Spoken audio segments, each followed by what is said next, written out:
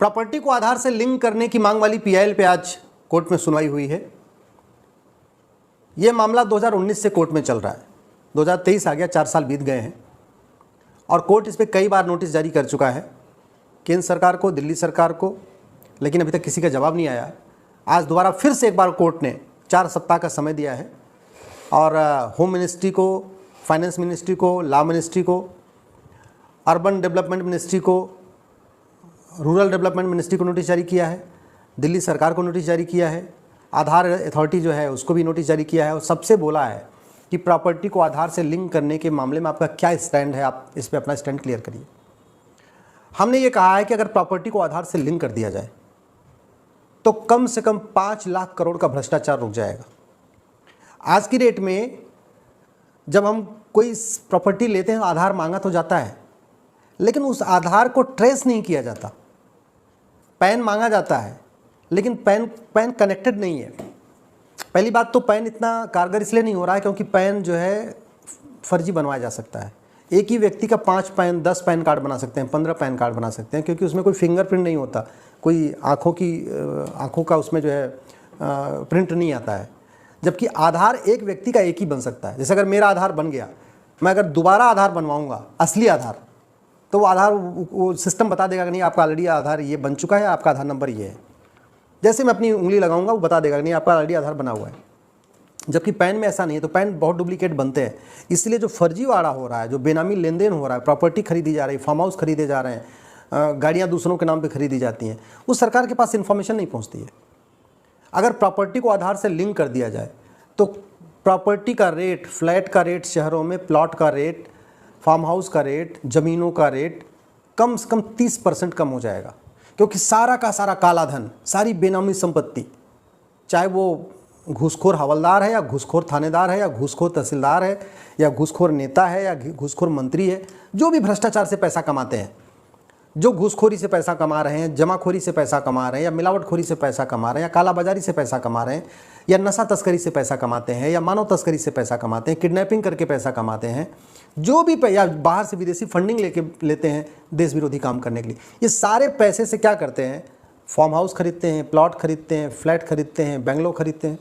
दिल्ली में पकड़ा जा चुका है, बहुत सारे नक्सलियों का फार्म हाउस पकड़ा जा चुका है, नक्सलियों के प्लॉट पकड़े गए हैं, माओवादियों के बहुत सारे फ्लैट हैं दिल्ली एनसीआर में, आपके कश्मीर के अलगाववादियों के फ्लैट भी कुछ पकड़े गए हैं, अतीक अहमद की इतनी प्रॉपर्टी पकड़ी गई है। अगर ये प्रॉपर्टी को आधार से लिंक कर दिया जाए ना, तो भारत में कम से कम 10 लाख करोड़ की बेनामी प्रॉपर्टी मिलेगी। ये जो बड़े बड़े सफ़ेदपोश नेता हैं, जो बड़ी ईमानदारी की बात करते हैं, नैतिकता की बात करते हैं या समाजवाद की बात करते हैं, अम्बेडकरवाद की बात करते हैं, गांधीवाद की बात करते हैं, इनकी पोल पट्टी खुल जाएगी। इन्होंने खूब करोड़ों रुपए की प्रॉपर्टी बना रखी है बड़े बड़े शहरों में, मुंबई में भी बना रखी है, दिल्ली में भी, देश के हर शहरों में।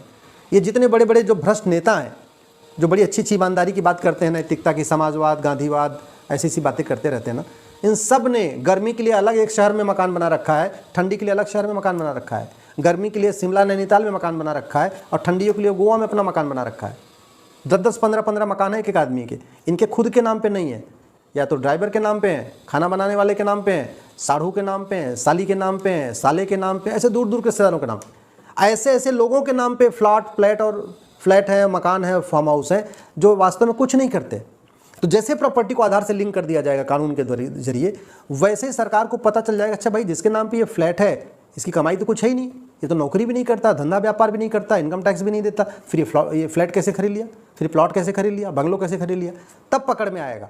केवल वो रजिस्ट्री के ऑफिस में आधार देने से सरकार पकड़ नहीं पा रही है, इसीलिए छापेमारी के बाद सरकार को पता चलता है, वैसे सरकार को नहीं पता चल जा रहा है। अगर प्रॉपर्टी को आधार से लिंक करने के लिए कानून बना दिया जाए और बाकायदा लिंकेज कर दिया जाए, जैसे पैन के साथ साथ आधार को प्रॉपर्टी से लिंक कर दिया जाए कि जब भी कोई फ्लैट खरीदे तुरंत के यहाँ सेंट्रल गवर्नमेंट को दिल्ली में पता चल जाए कि भाई ये कलकत्ता में एक फ्लैट खरीदा गया, इस व्यक्ति ने खरीदा, या लद्दाख में खरीदा या मुंबई में खरीदेगा। दिल्ली में बैठे बैठे सरकार को पता चलता रहेगा कौन आदमी कितने की प्रॉपर्टी खरीद रहा है, कौन आदमी कितनी कारें खरीद रहा है, कौन आदमी फार्म हाउस खरीद रहा है, कौन आदमी बंगलो खरीद रहा है। लिंकेज रहेगा। अभी लिंकेज नहीं है, इसलिए सरकार को पता नहीं है। फिर कभी सीबीआई छापा मारती है, कभी ईडी छापा मारती है, कभी पुलिस वाले छापा मारते हैं, सब छापा वापा मारते हैं। और कई बार तो ऐसा भी देखा गया कि छापा मारते हैं, थोड़ा लेन देन करके मामले को सलटा देते हैं, तो सरकार तक बात भी नहीं पहुंचती है। आज केंद्र सरकार ने कहा है, गृह मंत्रालय हमें 4 सप्ताह का समय दे दीजिए, हम 4 सप्ताह में कुछ स्टैंड लेंगे। और अगर ये सरकार ने प्रॉपर्टी को आधार से लिंक करने के लिए कानून बना दिया तो मैं गारंटी के साथ कहता हूँ 20% भ्रष्टाचार तो तुरंत खत्म हो जाएगा। क्योंकि जितना भ्रष्टाचार के ज़रिए पैसा आ रहा है, लगभग 15 लाख करोड़ हर साल भ्रष्टाचार का पैसा है। 15 लाख करोड़ इसलिए कह रहा हूँ कि भारत की ऐसी कोई योजना नहीं है जिसमें 20% घूसखोरी कमीशनखोरी नहीं है।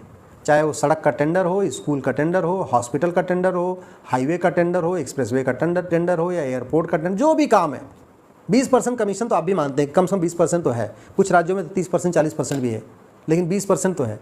तो भारत का टोटल बजट 75 लाख करोड़ है। केंद्र और राज्य का टोटल बजट 75 लाख करोड़ है। इस 75 लाख करोड़ का 20% यानी 15 लाख करोड़ रुपए घूसखोरी कमीशनखोरी दलाली में चला जाता है। अगर इस संपत्ति को आधार से लिंक कर दें तो भ्रष्टाचार कम होगा, भ्रष्टाचार कम होगा तो माओवाद कम होगा, नक्सलवाद कम होगा, ये जो राजनीतिक हिंसा होती है हिंसा कम होगी। ये जो सफ़ेद पोस्ट घूम रहे हैं दुनिया भर का आजकल, नई बड़ी अच्छी अच्छी बातें कर रहे हैं, ये जैसे इनकी प्रॉपर्टी पकड़ में आएगी भारत छोड़ के भाग जाएंगे। भारत छोड़ के भाग जाएंगे, जब जातिवादी नेता भारत छोड़ के भागेंगे तो जातिवाद खत्म होगा। क्षेत्र के आधार पर बांटने वाले भारत छोड़ के भागेंगे तो क्षेत्रवाद कम होगा। भाषा के आधार पर बांटने वाले भारत छोड़ के भागेंगे तो भाषावाद भी कम होगा। इसलिए अपने आप एक मास्टर स्ट्रोक होगा। मैं प्रधानमंत्री से निवेदन करता हूँ, आपने 2018 में भी कहा था प्रॉपर्टी को आधार से लिंक किया जाएगा, 2017 में भी कहा था प्रॉपर्टी को आधार से लिंक किया जाएगा, लेकिन अभी तक इस पर काम नहीं हुआ है। यूसीसी भले थोड़ा देर से आए, कोई दिक्कत नहीं है, लेकिन सबसे पहले संपत्ति को आधार से लिंक करने के लिए कानून बनाइए। तब जब ये भ्रष्टाचार कम होगा तो जिस तरीके से मणिपुर में हिंसा हुई, हिंसा नहीं होगी।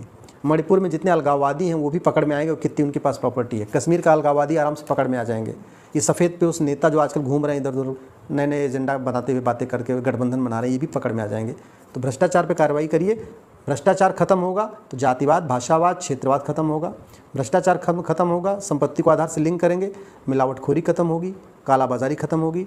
प्रॉपर्टी को आधार से लिंक करने के लिए कानून बन जाएगा। किडनैपिंग रुक जाएगी, बहुत कम हो जाएगी किडनैपिंग। किडनैपिंग करने वाले पैसा कमा के करेंगे क्या? पैसा खाएंगे थोड़ी। जब प्रॉपर्टी नहीं खरीद पाएंगे तो पैसा क्या करेंगे? इसलिए सबसे ज़्यादा ज़रूरी है इस कानून को बनाना, और मैं आशा करता हूँ सरकार इस पर जल्दी निर्णय लेगी।